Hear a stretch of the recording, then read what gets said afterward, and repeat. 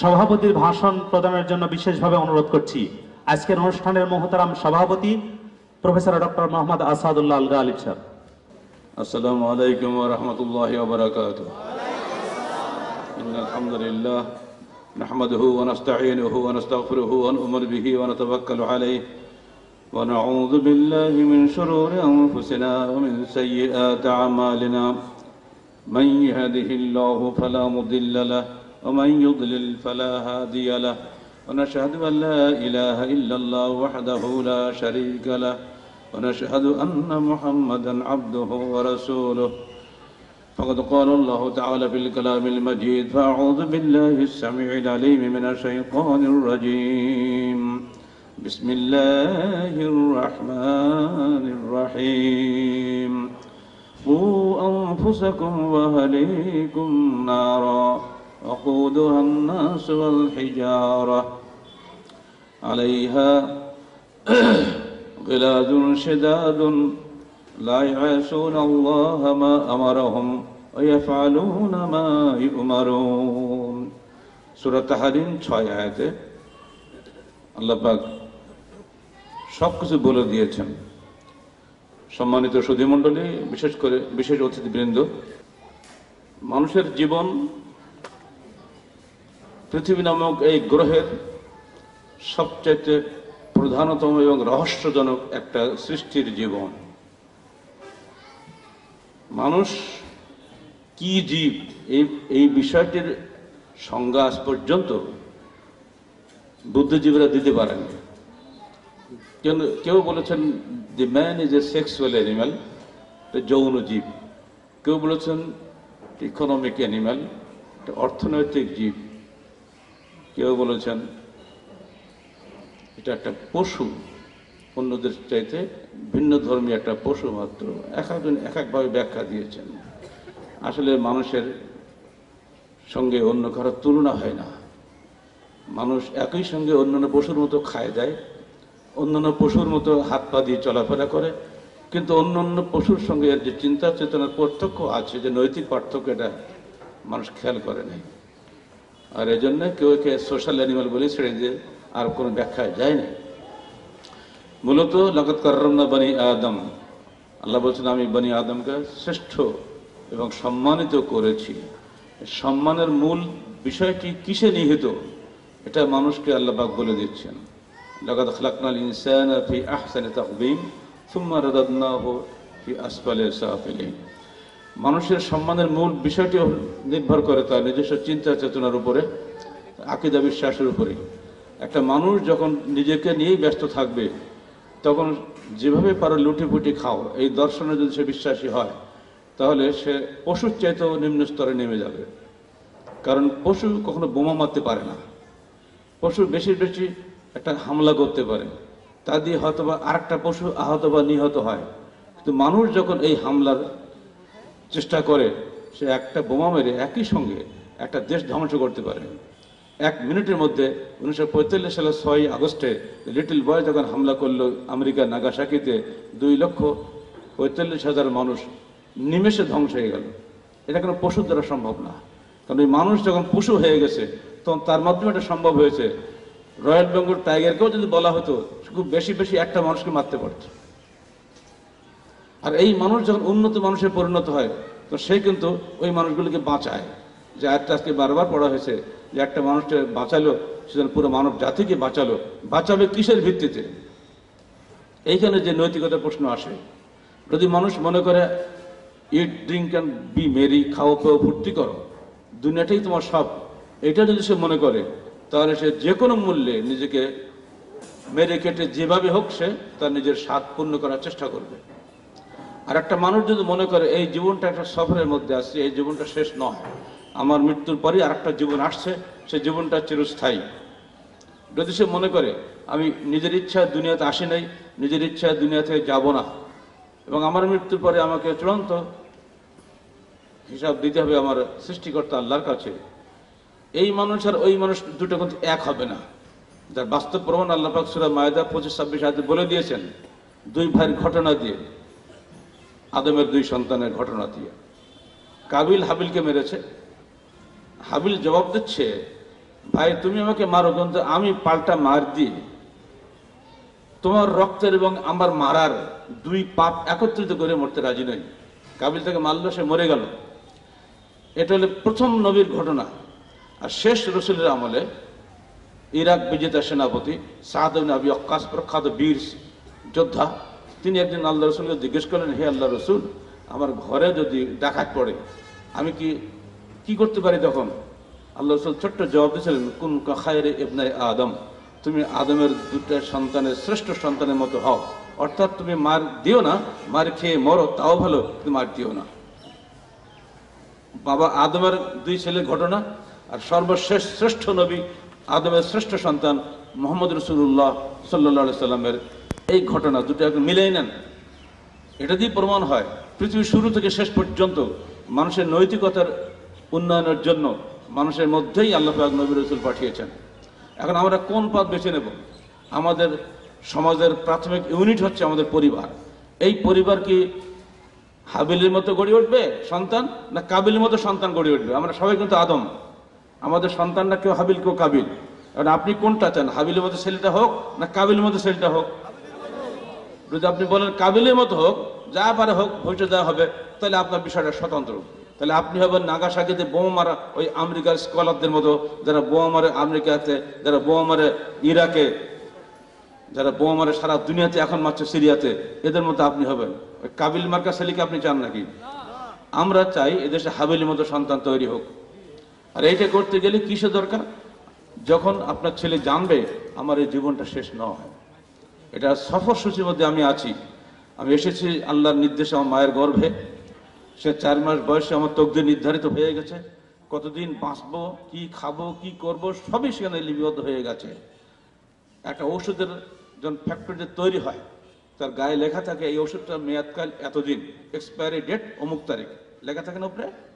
এই ওষুধ এই কাজে ব্যবহৃত হবে, সর্দির জন্য এইটা, কাশির জন্য এটা, অ্যান্টাসিড এটা বলা থাকে না। ঠিক আমি যে দুনিয়াতে এসেছি আমার মায়ের গর্ভে, তখন কিন্তু আমার তকদিরে 4টে বিষয় লিখে দেওয়া হয়েছে। আমার রিজিক, আমার আজল মানে আয়ুষ্কাল, আমার আমল কি করব দুনিয়াতে আমি, এবং আমি জান্নাতে হব না জাহান্নামী হব। এই 4টা বিষয় লিখিত হয়েছে, এটা আমি বিশ্বাস করি।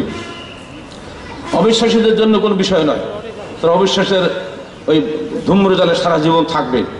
কিন্তু আমি বিশ্বাস করি আমার আল্লাহ মিথ্যা কথা বলেন না, আমার রসুল মিথ্যা কথা বলেন না। এই বিশ্বাস আমার আছে, আপনারও আছে। আমার রসুল কসম করে বলছেন, মা খারাজা মিন্নি ইল্লা হক, আমার জবান দিয়ে হক ছাড়া কখনোই মিথ্যা কথা বের হয় না। যে রসুল আল্লাহর কসম করে কথা বলেছেন, সেই রসুলকে আমি মিথ্যা কথা বলতে, তিনি যে বলেছেন বলতে আমি রাজি নই।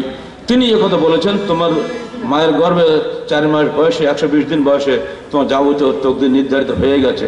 অতএব আমি এখন দেখব জীবনে যে বেঁচে আছি, এটা আমার জীবনের দ্বিতীয় সফর এলাকা। প্রথম সফর গেছে মায়ের গর্ভে 9 মাস 10 দিন। এই যে এখন দুনিয়া বসবাস করছি, এটা আমার সেকেন্ড গৃহ। এরপরে যখন কবরে যাচ্ছি, ওটা আমার পর্দার গৃহ, ওয়েটিং রুম। এরপরে যখন উঠবো কি আমাদের হাসরে ময়দানে, ওটা হচ্ছে আমার চূড়ান্ত উত্থান। এরপরে বিচার হবে চিরস্থায়ী জীবন, দারুল কারার, হয় জাহান্নামে নয় জান্নাতে। এই বিশ্বাস যারা করে তারা কিন্তু যা খুশি তাই করবে না, তারা দেখবে কোরআনে কি আছে, হাদিসে কি আছে। এই ধরনের মানুষ তৈরি করার জন্যই আমরা সোনামণি সংগঠন করেছি, যাতে বাচ্চা বয়স থেকেই তার হৃদয়ে আল্লাহ ভীতি জাগ্রত হয়। যার মধ্যে আল্লাহ ভীতি নাই, কোশ্চিনকালে বোমা মেরে বন্দুকের ভয় দেখে তাকে আপনি হেদায়েত করতে পারবেন না। আর এই কারণেই সোনামণির যাবতীয় প্রচেষ্টা, এবং তার সবচেয়ে বড় প্রচেষ্টা সোনামণির প্রতিভা। আমাদের বাচ্চাদের প্রতিভা যেন এদিকে সেদিকে না যায়, ডাইনি বাবা না যায়, সিরাতুল মুস্তাকিমের দিকে পরিচালিত হয়। এই জন্য আমরা তাদেরকে ব্যস্ত রাখি ভালো কাজে। কারণ বাচ্চারা ব্যস্ত থাকবে, ওরা এত ব্যস্ত, আমাদের চেয়ে ওরাই ব্যস্ত বেশি। কোনো কাজ না পেলে অকাজ করবে, গাড়ি ঘোড়া ভাঙবে, প্লেট ভাঙবে, গ্লাস ভাঙবে, করেন এগুলা। কিন্তু পরিবেশ পেলে ওই ছেলেটা কিন্তু আর ভাঙবে না, গোছাবে। এই পরিবেশটা তৈরি করে দেওয়ার জন্য আমরা ওদের সবসময় ব্যস্ত রাখি। আজকে এই সম্মেলন দেখছেন, শুরু হবে সারা দেশ, সফর করে বাড়াবে, সব জায়গায় যে প্রোগ্রাম করবে। মুরব্বীরা হয় এত সমস্যায় পড়ে গেছে, স্যার এত প্রোগ্রাম করি কেমন করে? আজকে সোনামণি প্রোগ্রাম, আজকে যুব সংঘের প্রোগ্রাম, আজকে মহিলা সংস্থার প্রোগ্রাম, আজকে প্রশিক্ষণ প্রোগ্রাম, আজকে মাসিক প্রোগ্রাম, আজকে তালিম বৈঠকের প্রোগ্রাম, ডেলি সকালে কোরআন পড়ার প্রোগ্রাম, মানে প্রোগ্রামে আমরা ওদেরকে এমন ব্যস্ত রেখেছি যাতে কিসের জঙ্গিবাদ, ডানিবাদ তাকানোর সুযোগ পাবে না। কথা বলছেন? যদি আমরা এই পরিবেশটা তৈরি করে না দিতাম তাহলে এই ছেলেগুলো কেউ না কত জঙ্গি হয়ে যেত একদিন। সে দায়ী হতো কে? এদেরকে গড়ে তোলার জন্য দায়িত্ব আমাদের প্রথমে মায়ের, কারণ মায়ের কোলেই সে প্রথম জন্মগ্রহণ করে, এরপরে বাপের, এরপরে পুরো পরিবারের যারা সদস্য আমরা আছি, এরপরে সমাজের, এরপরে রাষ্ট্রের। সবারই দায়িত্ব একটা বাচ্চাকে গড়ে তোলা, শুধু একটা ব্যক্তির দায়িত্ব নয়। কারণ যে পরিবেশে বাচ্চা গড়ে উঠছে সে পরিবেশ যে নোংরা পরিবেশ হয়, নোংরা ট্রেনে চমৎকার রুই মাছের বাচ্চা ছাড়ি দিল, গায়ে চকচক করবে কিন্তু পেটে বিষ ঢুকবে, আপনি ওটা খেলেও আপনার পেটে নষ্ট হয়ে যাবে। এজন্য ওদের প্রতিভাটা যাতে সহজে বিকাশ লাভ করে তার অন্যতম বড় জিনিস এটা আপনাদের সামনে সোনামণি প্রতিভা। এখানে কিন্তু বাচ্চারাই লেখে, এই বাচ্চাদের লেখাগুলো আবার এরাই কারেকশন করে। এই আমার কাছে পৌঁছে ছাপানোর পরে এখন আসলো। তাহলে ইতিমধ্যে যে ওরা যে মেহনতটা এখানে করেছে, মেয়ে করেছে, ছেলে করেছে, ওরা কিন্তু কখনোই চিন্তাও করে না যে আমরা কখন লিখতে শিখবো। এখন এরা একজন লেখক হয়ে গেল, পরে কর্মজীবনে যখন যাবে এদের বানানে ইনশাল্লাহ ভুল হবে না। আজকে বানানের দেখলেন না, বহু এমএ পাস আমার সামনে এসেছে ছাত্র, বানান জানে না, আরবি তো পড়ি মরে বাংলা বানানটাই জানে না। এমনকি আমি যখন জওহরের দায়িত্বে ছিলাম তখন বিভিন্ন কলেজের প্রিন্সিপালরা আসতো ওই সার্টিফিকেট নেওয়ার জন্য। এখন আইন কানুন কড়া করে ফেলেছে না, আমি বললাম আপনি একটা দরখাস্ত লেখেন, মাননীয় প্রাধ্যক্ষ আমি একটা সার্টিফিকেট চাই। প্রাধ্যক্ষ বানান ঠিক করতে করতে আমার 3টা বছর গেছে। যে বুড়োই আসুক সে প্রাধ্যক্ষ বানান ভুল লেখে। একদিন একবারটা ভাইস চ্যান্সেলর লিখছে ভয়াকার রসের চ দিয়ে, আমাদের এবার কোন জাতে পড়লাম বাবা, একটু খবর সে জানে না। তার মানেটা কি? যে কোনো মূল্যে ডিগ্রি নিয়ে বড় পদে চলে গেছে, কিন্তু ওকে ছোটো থেকে শেখানো হয়নি। এই জন্য দেখলেন না, বানান ঠিক শেখানো হলো, হস্তপ্রতিযোগিতা করা হলো। এইগুলো যদি আমার ছোটো থেকে যদি এটা করানো সম্ভব হয়, আর আপনারাও যদি নিজ নিজ এলাকায় এটা চালু করে দেন, তো ইনশাল্লাহ আপনার সন্তান আপনার ঘরে গড়ে উঠবে। মাদ্রাসা, স্কুল, কলেজ এখন অনেকটা আলংকারিক হয়ে গেছে। আগে আমরা ছোটোবেলায় আমরা যাদের কাছে শিখেছি, একদিন স্কুলে বা মাদ্রাসা না গেলে উস্তাদ বাড়িতে চলে যান ধরে আনার জন্য, বাবু তুমি আসলে না, কোনো অসুখ হয়েছে? বাপ মা বিব্রত হয়ে পড়তেন, বাপরে বাপ, একদিন বাচ্চা যায়নি বলে বাড়ি চলে এসেছে আমার ডাকার জন্য উস্তাদ নিজে। সেই সমস্ত উস্তাদরা বেতন না। আমার বাবার বয়স ছিল মাত্র বেতন ছিল 8 টাকা 15 টাকা শেষ পর্যন্ত রিটায়ারমেন্টের সময়, তো 8 বছর বাকি। সেই শিক্ষকের সন্তান আমি। সেসব শিক্ষকরা কখনো টাকার তক্কা করতো না, আমার একটা ছেলে গড়তে হবে, এটাই ছিল তাদের টার্গেট। আর এখন শিক্ষকদের আগে দরকার বেতন কত এখানে সেটা আগে খোঁজ নেয়। বেতনের মুখ্য উদ্দেশ্য হয়ে যাওয়ার কারণে আজকে স্কুল, কলেজ, মাদ্রাসা বিশাল বিশাল হচ্ছে, সরকার বহু টাকা ব্যয় করছে শিক্ষার পেছনে, কাজের কাজ কিছুই হচ্ছে না। ফলে প্রধানমন্ত্রী, আপনার শিক্ষামন্ত্রী সবাই দুঃখ করছেন, শিক্ষা তো যথেষ্ট হচ্ছে, মান কোথায়? ঢাকা বিশ্ববিদ্যালয়ে এই যে গোল্ডেনওয়ালারা ইংলিশে মাত্র 3টা চান্স পেয়েছে, আর সব ফেল তো ফেল। কারণটা কি? এগুলো বুঝতে হবে। আমরা যদি নিজেরা চেষ্টা না করি কেউ গড়ে দেবে না। সোনামণি প্রতিভা আপনার বাচ্চারা যাতে পড়ে চেষ্টা রাখবেন, এবং আপনার বাচ্চাদেরকে উদ্বুদ্ধ করুন যেন সেখানে লেখে। লেখাটা আসলে এখান থেকে আবার সংশোধন করে পাঠায় দেন, যেমন একটা ছেলে তার নিজের লেখা নিজে পড়বে, সে আনন্দিত হবে না? ওর মধ্যে উৎসাহ সৃষ্টি করে আমাদের দায়িত্ব। অধিকাংশ লেখে আমরা ঠিক করে দেই, কিন্তু নামটা তার দেয়, কারণ সে বাড়িতে ভাব আমার লেখা সোনামণি প্রতিভা এসেছে। এইভাবে আস্তে আস্তে একটা পরিবেশ গড়ে উঠবে, এর মাধ্যমে তার পুরো ব্রেনটাই আস্তে আস্তে আল্লাহমুখী হবে। এই আল্লাহমুখী মানুষ দিয়েই আগামী দিনে কর্মজীবনে এদেশে সুন্দর একটা রেজাল্ট আশা করা যাবে। এই আকাঙ্ক্ষা নিয়েই কিন্তু আমরা সোনামণি সংগঠন করেছি। আজকে যারা এখানে বসেছে সারা দেশ থেকে জেলা ভিত্তিক, বিভাগ ভিত্তিক প্রতিযোগিতা করে বাছাই করাগুলো কিন্তু এখানে এসছে। এটা ভাববেন না যে এটা সারা দেশ থেকে সরাসরি প্রতিযোগী এখানে পৌঁছে গেছে, না, অত সহজে এখানে আসতে পারে না। সব জায়গায় বাছাই করে এখানে এসছে। এরপরও হস্তলিখন প্রতিযোগিতা ফার্স্ট সেকেন্ডটাও দেখলেন না, 99.5 পাইছে, একজন 99 পাইছে, 91 পাইছে। কী ধরনের হাড্ডাহাড্ডি লড়াই এদের মধ্যে হয়েছে, তবে তারা এখানে এসেছে। এইটা তাদের জীবনের প্রথমেই তাদের এই অভ্যাস গড়ে উঠলো। আমরা মনে করি একটা মানুষের দিক যদি পরিবর্তন না করে দেওয়া যায়, এই রাস্তায় গিয়ে আপনি দাঁড়ান, ডান দিকে নওগাঁ, বাম দিকে শহর, তাই না? ওখানে গিয়ে যদি মাঝখানে মনে করে চাইতে কোন দিকে যাও, কোন দিকে যাও, তাল যদি করে অ্যাক্সিডেন্ট হবে না? আগে আমাকে বলে দিতে হবে বাবা তুমি নওগাঁ যাবে ডান দিকে, আমরা বলে দিচ্ছি তোমাকে আখিরাতে মুক্তি পেতে হবে আল্লাহর দিকে। অন্যরা বলছে আল্লাহ মাল্লাহ কিচ্ছু নেই, চলে যাও শয়তানের দিকে। ছোট্ট মহিলা স্কুলে এই চকলেট নিয়ে গেছে, বাচ্চারা চকলেটের পাগল, বুঝতে তো পারছেন। চকলেট সবাই হাতে দিল, বলো তো বাবুরা চকলেট কে দিল? সবাই বলছে আপা দিল। নিঃসন্দেহে ঠিক কথা বলেছে, ছেলে মিথ্যা বলো নেই। হ্যাঁ, আপাই চকলেট দেয়, আল্লাহ বলে কিছু নাই। আপনি তো নাওজুল্লাহ বলে বাচ্চা বলবে, আর ও বাড়ি গিয়ে বলে আব্বা আপনি দেখে মসজিদে যান, আর আপা বলছে আল্লাহ বলে কিছু নাই। আসলে আপাই তো চকলেট দিল, আল্লাহ তো কিছু দেয় না। ছেলে বলছে আব্বার সঙ্গে, আব্বা বলছে তোমার আপা তোমাকে ভুল বলেছে। আল্লাহ যদি বায়ু না দিতেন, আল্লাহ যদি পানি না দিতেন, আল্লাহ যদি মাটি না দিতেন, তাহলে তোমার এই তো খাইতে কেমন করে, চকলেট বানাইতে কীভাবে? অর্থাৎ আল্লাহ হলো মূল দাতা, আমরা হলাম তার সহযোগিতাকারী, নিজেরা করি। এই আব্বা বুঝিয়ে দিল। পরের দিন বলে আপা আপনি ভুল বলেছেন কেন? আপনাকে বানালো কে বলেন? আপা তো মহা সমস্যা। তাও তো ঠিক কথা। আপা শেষ। যদি এমনি করে প্রত্যেক ঘরে সোনামণি গড়ে ওঠে, ও সোনামণি দিয়ে এমএ পাস আপা টাইট হয়ে যাবে। কথা বোঝা গেছে? এই হলো আমাদের পলিসি। পুলিশ দিয়ে র্যাব দিয়ে পিটে ইটেটি একজন মানুষকে ভালো মানুষ বানানো, এ পাগল ছাড়া কেউ করে না। এই পাগলামির মধ্যে আমরা ঢুকে নেই। আমরা একটা মানুষ গড়ে তোলার চেষ্টা করি। মানুষ গড়লে দেশ গড়বে, মানুষ যদি খারাপ হয় দেশ ধ্বংস হয়ে যাবে, তাই না? তো মানুষ তৈরি করে হবে আমাদের সবার প্রধান ব্রত। এই লক্ষ্যে সোনামণি আন্দোলন, যুবসংঘ, মহিলা সংস্থা, যাবতীয় প্রচার প্রপাগান্ডা আমাদের এই মানুষ তৈরি করার লক্ষ্যে।